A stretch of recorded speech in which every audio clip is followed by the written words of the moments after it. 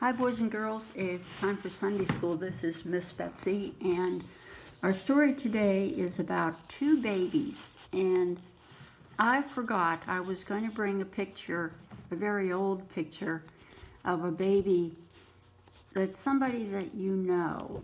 And I was going to see if you could guess who it is. When we get to the end of the story, I'll see if you can guess who you think this picture might have been. I'll bring it with me next week just in case, and you can see it. So the birth of Jesus and the birth of his cousin John had both been prophesied, had been in the Old Testament, which was years and years and years before they were born. So the people knew that somebody was going to come who was a miracle, but they didn't know when, and they didn't know who it would be. Now this first baby you see here, this is John. And he was born 6 months, I believe, before Jesus. They were cousins.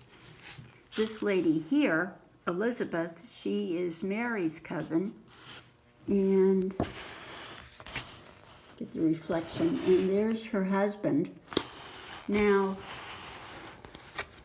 she's sitting there holding a baby, but what's different about her than, say, a picture of your mom when you were born or your neighbor when they have a new baby?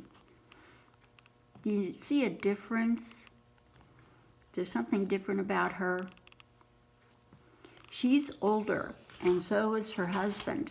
And that's what made John such a miracle, because she was old enough to be a grandma, old enough to be a great-grandma maybe. But she had a baby, which is not something that usually happens. But this is one of those things that God does, and nothing is impossible with God. Now, the other baby we're going to talk about is the baby we talk about at Christmas time so much. This is Mary. This is Joseph. And who's this baby here? That's baby Jesus. And of course, last week we talked about the angel coming and talking to Mary. The angel also went and talked to Joseph. So they both knew that this was a very special baby and that his name was going to be Jesus. You're right. So I'll hold that picture up while I start with our story here. Oops. Lost my page. What else is new? Okay. So today we're going to learn about the birth of John the Baptist.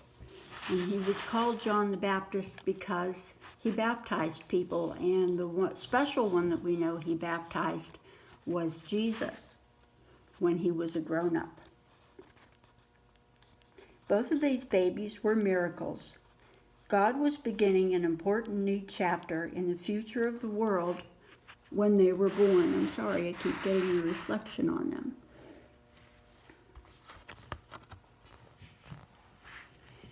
So Mary, we know Mary visited Elizabeth's house, and John, who was still in Elizabeth's tummy, we know that's where babies stay before they're born, he jumped when Mary came in the house. So even though he hadn't even been born yet, he knew who Jesus was.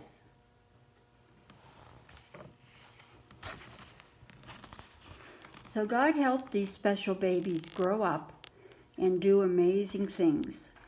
Jesus and John were born to fulfill God's wonderful plan for the world. Although only Jesus can save the world from sin, you have a very special role to play in God's plan also. He makes each baby unique and special in purpose, and we can be happy that he made us just the way we are.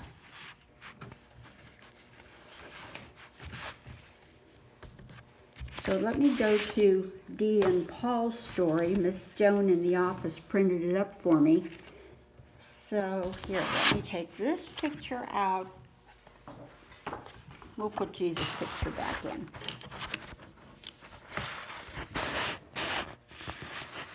Okay.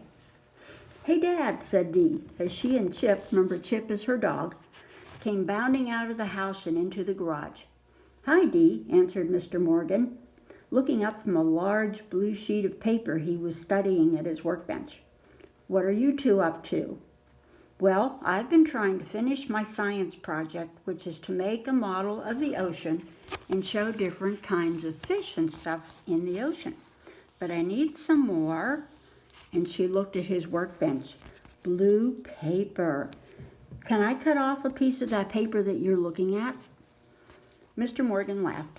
"I'd be glad to go with you and buy some more blue paper, but I'm afraid I can't let you cut this one up." Dee was puzzled. Why not? "This isn't just a regular piece of blue paper," he explained. "This is called a blueprint."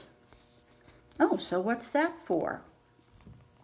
"I need one of these whenever I work on a house," Mr. Morgan answered. Dee's dad was a builder. He helped build new houses for people to live in. "This is our plan for building this whole house." "It looks like a house," she said, looking at all the extra lines and arrows that covered the page. "That's not what it's going to look like when it's finished, right?" Mr. Morgan shook his head. "No, this house will actually look kind of like ours when it's done. But the plans have to be very detailed so that everyone does his job just right." "What happens if someone doesn't follow the plan carefully?" Dee wondered. "It can make the house unsafe. The house might not be safe to live in," Mr. Morgan answered.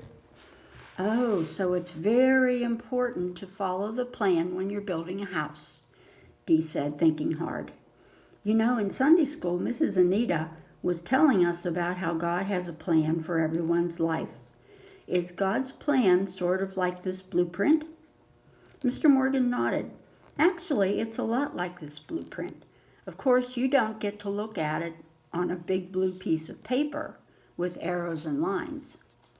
"Then how do I know what God's plan is for me?" wondered Dee. Mr. Morgan smiled. "The best way to learn about what God's plan is for your life is just to ask Him. And it's also important to ask Him to help you follow the plan He has for you. Would you like to ask Him right now? I'll pray with you if you'd like." Dee nodded. "I'd like that a lot, Dad. Thank you." So Dee and Mr. Morgan and Chip bowed their heads and asked God to help Dee see the blueprint He had for her life.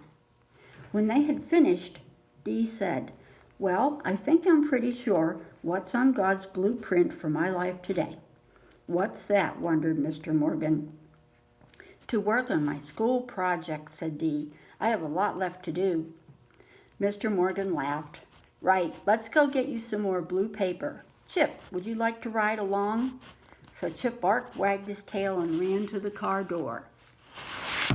So there isn't a written blueprint like Mr. Morgan had for his house, but your house, before it was built, there was a blueprint for that house so that it would turn out right, so that all the electrical sockets would be in the right place and all the water pipes would be in the right place. There's a lot of details to work on when they're building a house. And God's plan for you, while it's not a blue paper, it's very detailed. And it has a plan for you when you're little and when you're in school and when you grow up and go to college and when you grow up even more and go to work, what kind of family you're going to have, how many children you're going to have, the people that you're going to meet, the people you're going to work with. There's just so many details. And God has that all planned out for you. So it's important to pray to God and listen to what He wants us to do, the blueprint that He has for our lives. And that's what our story was about today, about how we need to listen and follow, not a drawing, not a blue piece of paper, but the plan that God has for you. And you learn that by praying to God and listening to God. So in our story, we had two miracle babies, and one was John, and one was Jesus. God has a plan for everything on earth, and he does special things through ordinary people. So here's the picture we saw. There's Elizabeth and Zechariah and baby John the Baptist. So on this page, you find words. You're going to look in Luke chapter 1, verses 6 through 8, and it'll give you words that describe Zechariah and Elizabeth, and it tells you why John was a miracle baby. And then Jesus' birth, Luke chapter 2, verses 1 through 7, that tells you why Jesus was a miracle baby. So these, I should have told you, these are on page 5 and page 6 in your books. And there's also a map that shows, do you remember before Jesus was born, his mother and dad had to go to Bethlehem because there was a census being taken and they had to go there to register. And we talked about this last summer about how we were doing a census just last summer, and it was very different. It was on paper or on computer or on the phone, where in those days they all had to go and literally be in the city where they were going to register. But anyway, so there's two questions. There's a map here, and you can look those verses up in your Bible. And I also should have told you before we started that our lesson is lesson 2. Now, most of you, if not all of you, have your books already. So my book, it's lesson 2, and it's called Miracle Babies. Let's see if yours is called Miracle Babies. Yes, Miracle Babies. And if you want to read the whole thing, or you want your mom or dad to read it to you, it's in Luke chapter 1, verse 39 through chapter 2, verse 7. So there's a lot to this story, but it's all important. So we did our 2 pages, and I still haven't showed you what I was going to do with the cross.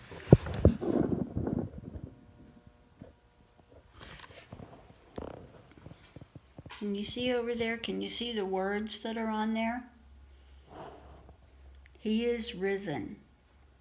Now next week we'll go over close and I'll show you what I intended to do with the cross when we had our lesson. Okay, we're going to say our prayer. Now, today is Wednesday. I'm actually doing this a little bit early. And we are not having Kingdom Kids today because Miss Janet had someplace she had to be. But we are going to have our lesson next week, so don't forget about that. You can find something to do this afternoon, I'm sure. Oh, I also want to show you this that I made for Easter, before Easter. No gloom in the tomb, for Jesus is risen today. And that's something we always remember, that Jesus is risen and he's always with us. So boys and girls, I closed my book before we did the prayer.